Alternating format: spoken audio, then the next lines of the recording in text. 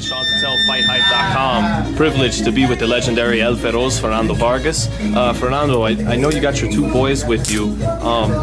Do you think it's possible they could get their first debut this year or early next year in the professional? Really hoping, you know what I mean? Really hoping. Junior's working hard, Amado's working hard, and so at the end of the day, you know, we're trying to get with the right people that's going to be able to guide their career and take it to where we need to take them to, world titles. You know, and that's what we're doing right now. You know, we're talking to everybody, and praise God, everybody's interested. You know what I mean? And you know, the proof is in the pudding. You know, it's not what I've done; it's what they're gonna do. You know what I mean? And it's a beautiful thing that they get to get that recognition because of what I did, but they're the ones at the end of the day they're gonna step into the ring and do their thing. So you know, I'm very proud of them. Fernando Vargas Jr, Amado Fernando Vargas, and so I'm super excited for them. You know what I mean? They're putting in a lot of work. They're being disciplined, and at the end of the day, that's what it's all about. If you don't got discipline and hard work, you're not gonna make it. You know, anybody could be, you know, talent. You know, hard work beats talent when talent don't work hard. And so, you know, my kids are talented. You know, praise God, and because you know, and they also work hard. So I'm definitely happy about that. How important is it out of the gates to get with the right team? Because I hear so many fighters say there are guys with talent, but if you don't get the right team, you're screwed. You may never get to a title fight. You gotta get with the right people. You gotta get with the right people at the end of the day, you know, because, you know, at the end of the day, this is the boxing world, and we gotta be prepared for anything that's being thrown at us. So that being in that position, being in the position where they're guiding careers, they gotta know what they're doing. So, you know, when we talk to the best people that have done that, Top Rank, you know, Al Heyman, you know, the list goes on, Golden Boy, you know what I mean, Oscar. So we're not gonna, you know, just wait. We're gonna definitely hear them all out, and what's the best offer, what's the best, you know, offer for them that's gonna set them on a pace to become world champion. I know Amado is 20 years old, and then Junior, Fernando Vargas Jr. is 23. So even with the age difference, you feel they're both equally ready to become professional? Absolutely, because you know what, they haven't gotten, and you know, there's a lot of fighters that started at 8 years old. I started at 12, but you know, that doesn't matter really, because at the end of the day, you know, they're not taking that much punishment. They haven't got hurt in sparring. They haven't got knocked down in sparring. So, you know, they're a lot fresher. So they're gonna be ready to go when the time comes, and it's gonna be this year for sure, both of them. And so, you know, at the end of the day, you know, they're gonna give the world what they want, and that's the excitement that the Vargas name brings, but with intelligence. If you look at the fights that I've fought, that I've won, 30 book conference, one more case, Winky Red, I say 5 world champions. I used it with intelligence, not being a brawler. So these guys are intelligent boxer punchers, and they can box their ears off. They both have power and intelligence. So, you know, right now it's them, and then we got my third son too, Fernando Vargas. So I can't forget about him either. Which one of them, you know, they all look like you. All of them. All of them. Which one, just stylistically, and I imagine all three of them are going to have traces of what you did, reminds you of you the most? All of them. All of them. All of them, because, you know, Junior, I don't mean to interrupt you there, but I feel sometimes styles bring a different side of us that we could contribute to, because like styles make fights. So I feel if we have a brawler, you know, my dad says, you know, primero inteligente y luego valiente. So basically what that means is like, son, use your smarts first, and then when you want to, you bang, and, you know, you use your stick. And if you're fighting a boxer, you know, then whatever he says goes. But you know, I feel we're ready to go. Honestly, I'm ready to go right now. We're projecting May, Cinco de Mayo, then we're in the COVID, and then now it's like, you know, September, and we're waiting on Canelo. So it's like waiting on different cards, and you know, we're just staying patient. But the main thing is, you know, I know if we train hard, you know, I know we will definitely be something to talk about in the sport of boxing, most definitely. Do you think? But I teach my kids to box and be intelligent. Why? Because they all have power, and the power's gonna be there. But you know, why is Ford considered the best fighter of this generation? never not in all time, because he beat people with the smarts. Hit and not get hit, and get the least amount of punishment possible. So, you know, that's what I teach my kids, and they all know how to box, you know, and punch. Because at the end of the day, if there's two punchers, it's a pick and fight. It's gonna be at the end of the day who can take the best punch. So if they box and be intelligent, they can't. Nobody can beat them. And I know you've always been such a proud Mexican fighter and believe in Mexican boxing, but you also have that American style of box and be smart. So how do they both combine? Is part of still being a Mexican fighter is, hey, if push comes to shove and you need to take one to land one, it's time to do that? Is that? Well, the thing is this, you know, being Mexican, you know, we're always gonna be that. And when push comes to shove, it's always gonna be that. You know, but what I tell my kids, you know what? There's nothing cool about taking punishment. No. There's nothing cool about taking punishment. Go ahead. If like another thing, my dad, one thing's not working for us, and we try another thing until we're able to, you know, look how we're supposed to be looking.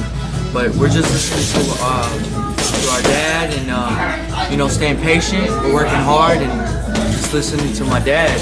And like you said, there's nothing cool about getting punched, but like we saw with Ruiz when he knocked out Joshua, if that's what it took, right, to get in the exchange and to exchange, he was willing to do that. Is that? Gotta be willing. Yeah. In this sport, if you're not willing to do that, you will be in for a surprise. Right. You know, you're in the line of fire.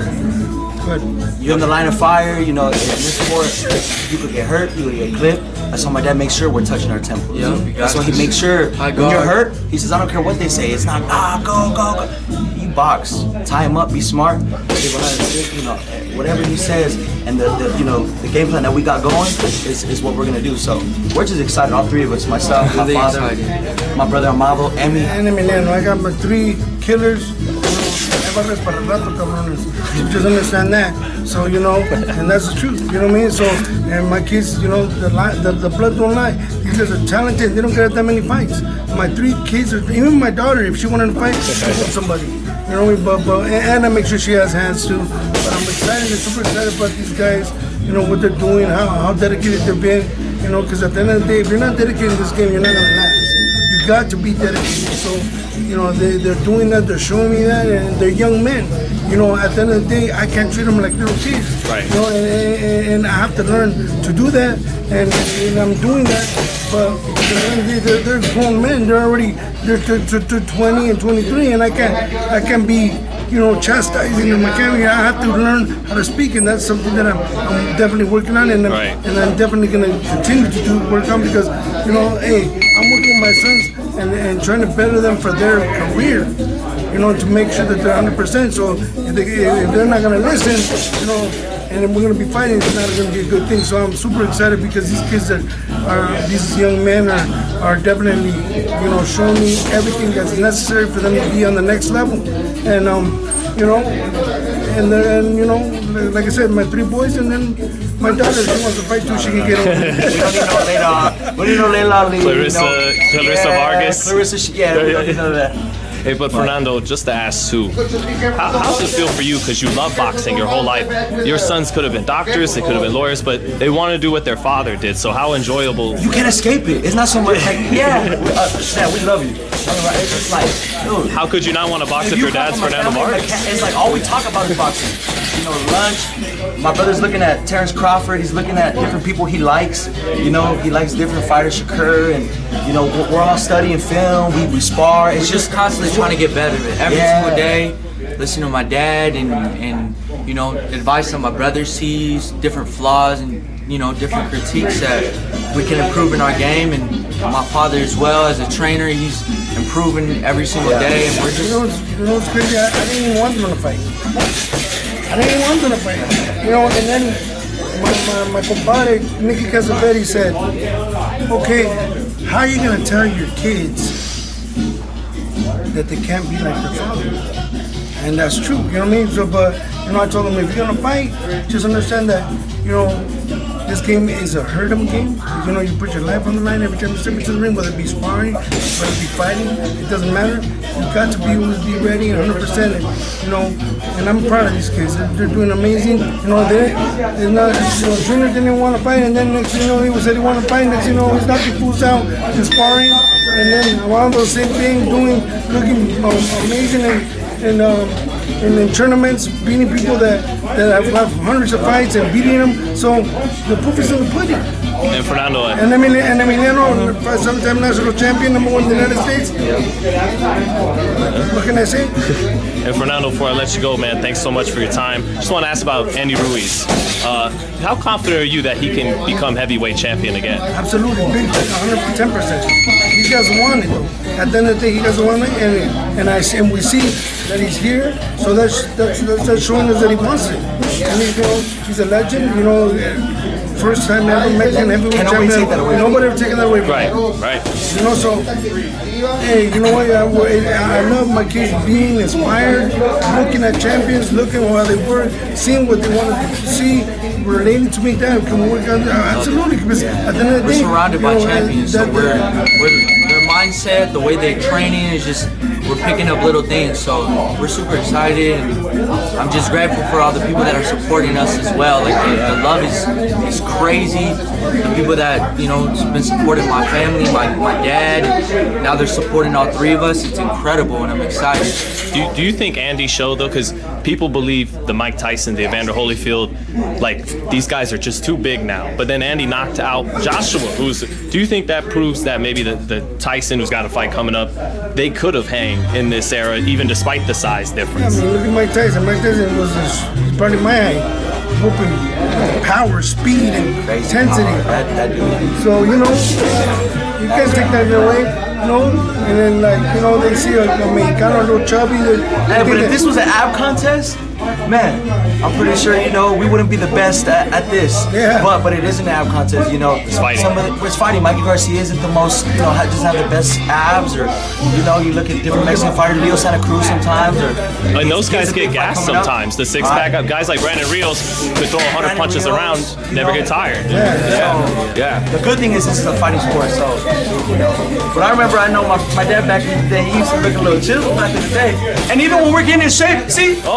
He's always trying to flex on people. Hey, wait, why is he? You're retired. What does he say? You are retired. I didn't expect that, Fernando. Why does he say that? I work out every day, and you know, granted, you know, I was when we caught the Rona, it was just me, my wife, my nephew, my father-in-law, and my sister-in-law that got the Rona. Praise God that these guys did it, and we were quarantined for over a month and a half, and praise God that we were cleared. You know, I couldn't do nothing. I couldn't work out every day. But I'm at the gym every day. Every day.